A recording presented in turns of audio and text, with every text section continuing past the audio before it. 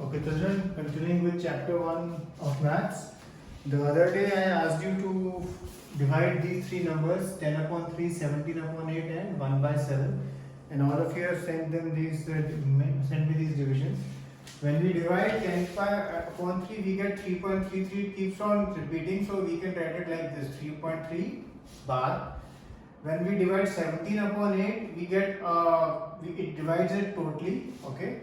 And again when we divide 1 by 7 we realize after the 6 digits then again it will start repeating, so again we can write a bar. Now the question will come, they will give you a few decimal, for example if you see exercise 1.3 first question, write the following in the decimal form and say what kind of decimal expansion each has. Now they can have two types of decimal expansion, either it will be recurring like this, it will keep on repeating, or it will be terminating, okay. Either it will be of this form or this form, it cannot be of any other form when we are dividing, okay, when something is given in a fraction form. Now you will realize whenever in the denominator we have 2, 5 or combination of 2 and 5, it will divide totally. But when we have 1 upon 3 or 1 upon 7 in terms like that, then you will find that after some time it will start repeating. Now remember, suppose question comes like this, 71 upon say 100. So this answer you have to straight away write 0.71, okay. Or even if it is say 72 upon 100, straight away write this is what? 0.72, and this is a obviously terminating decimal expansion. Some children what they do, they start cutting, okay. They start cutting. After cutting also, if you cutting and dividing everything, you will get this answer also. But whenever you have 100 in the denominator, it is always faster. You just whatever decimal, for example, it is 823 upon 100. So this answer will be 82.34. Don't do the cutting, okay? This way it will be faster, okay? So this is basically exercise 1.3 question 1, right? You have to see, for example, 36 upon 100, see it is a terminating or non-terminating and repeating, okay? Either of the one it will be. In this, the third question is written like this, 4, 1 by 8. So 8 for the 32 and 32 plus 1. So this is basically 33 by 8, okay? Similarly 3 by 13, 2 by 11 and 329 by 400. So this is the first question, okay. Now I had asked you to do this also, 1 by 7, and you had sent me this 0.142857 and a bar over it. Now this division he has already done in question number 2, and he says you know that 1 by 7 is equal to 0.142857 bar. Can you predict the decimal expansions of 2 by 7, 3 by 7, 4 by 7, 5 by 7, 6 by 7 without actually doing the long division? If so, how? He's saying 1 by 7 you have. Now can you tell me what will be 2 by 7, 3 by 7, 4 by 7? But I don't want to do the division. I don't want to again do everything. So it is very simple. If we see 2 by 7, 2 by 7 is what? 2 into 1 by 7. 3 by 7 is what? 3 into 1 by 7. And 4 by 7 is what? 4 into 1 by 7. And now the 1 by 7 value you already have. 1 by 7 value you already have. So you put that value here, you just multiply it and you will get the answer. Okay? So similarly you will get for 5 by 7 and 6 by 7. So 5 by 7, 5, and then 1 by 7 value we have. Similarly 6 by 7 and 1 by 7 value you have, okay, and you multiply by this 0.142857, okay, and then you will get the answer. This is question number 2, okay. Now we will move ahead. Now we will learn to do a question. Question is, suppose they have given us this 0.1 bar, and you will do from 0.1 bar to, first of all, 0.2 bar till 0.9 bar, okay, all you will do. I will do 2, 3 right now, the remaining you will do as over. The question will be represent the following in P by Q form, okay, P by Q form. So it is very simple.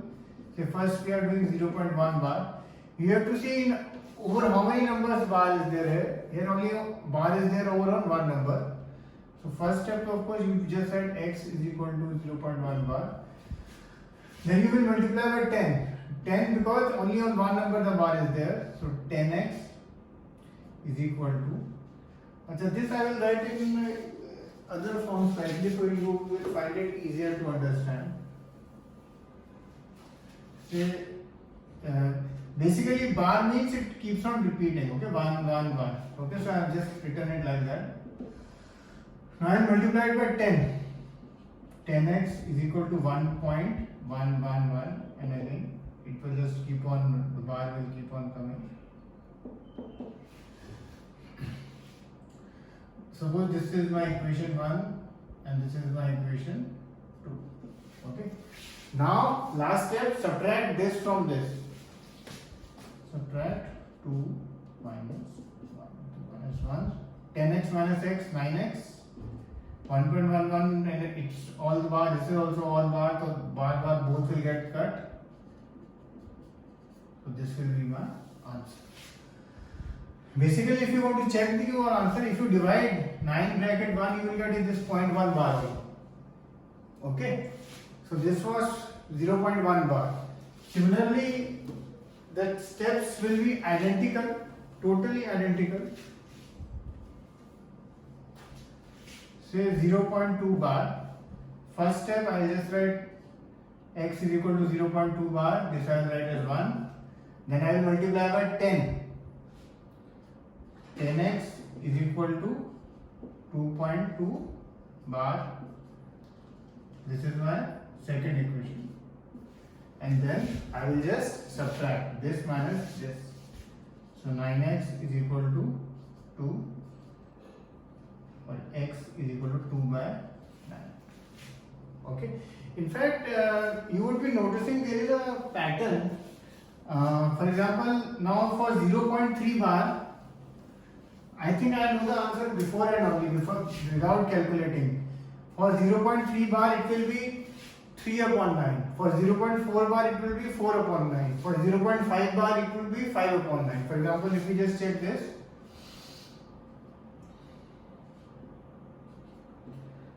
This is 1 multiplying by 10,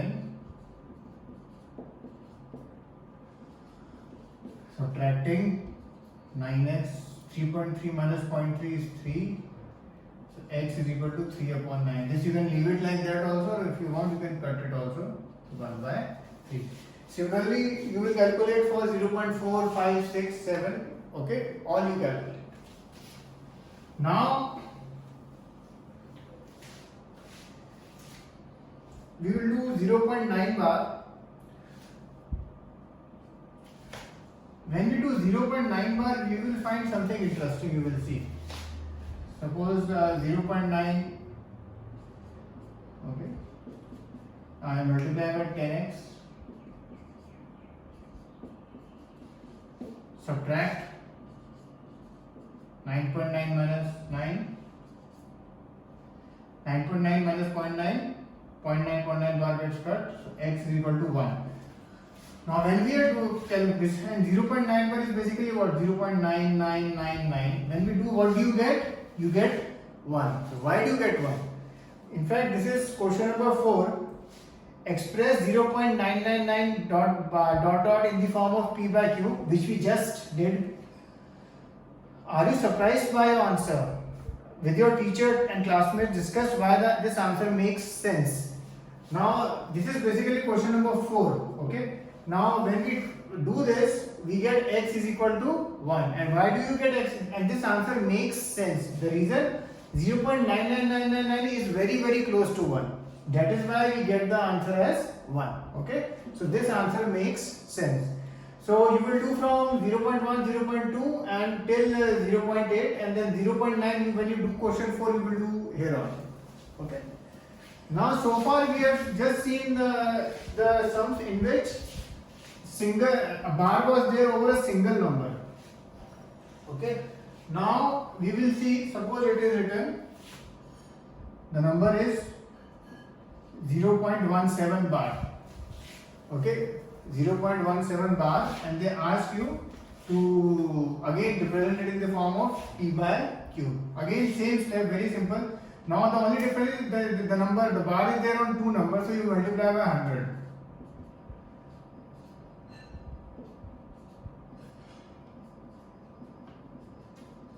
Okay, so when you multiply by 100, the decimal will move this side, and then you will get 17.17 bar, and again subtraction 99x 0.71 bar का gets cut 70. Okay. Similarly, if it is say 3 digits, x is equal to 0.729 bar. Okay. Now remember one thing, in all these sums, now in this sum also, I think if I want, I can get the answer before and only. Answer will be 729 upon 999. The reason I am saying is, for example, here it was after the decimal, the bar was there on two numbers, so answer was 17 upon 99. So here I think the answer will be 729 upon 999. Let me see if my answer is correct or not. Now of course the bar is there on three numbers. Over three numbers I will multiply by 1000. 729 point and then 729 bar. This is first, this is second. Now you will subtract 999x, and this you will get 729, and x is equal to 729 upon 9. Okay. So this is one type of sum. In this there are 2-3 more types of sum, but we will take them one by one. So in question number 3, when you are doing on the textbook, right now you will only do question 1 and 3rd. Only do question 1 part and question 3rd part, not the second so far. If you know, then you can do if you want. But right now, for me, I want you to do question number 3 ka first and 3rd. Okay. Now the last thing which is the homework is question number 5th. Question number 5th, what can be the maximum number of digits be in the repeating block of digits in the decimal expansion of 1 upon 17? Perform the division to check your answer. Now this question is not from examination point of view. This question is from the point of view to see how well you do the division. Because this question, if it is asked in the exam, it will take 15 to 20 minutes, 25 minutes even. Here basically you just have to do the division. Under 1, bahar 17 and start the dividing. You will realize it is a very long division. Okay, and it will take some time, but at the end of the day it is simple basic division which you have been doing since class 3rd and 4th. So this is question number 5th which I have given you as homework. So in exercise 1.3, question 1, question 2, question 3 only 2 parts, first and 3rd, and then question 4th and 5th.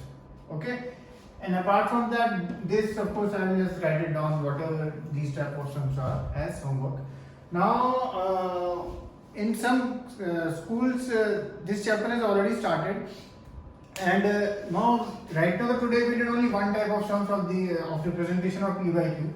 In the next class we will see more of these type of sums, and for doing these types of sums there are 2-3 methods. So right now the method which I will be teaching you will be the easiest one, but you can write any method you want. Okay, you can write any method you want as long as you write it correctly. Okay, cheers.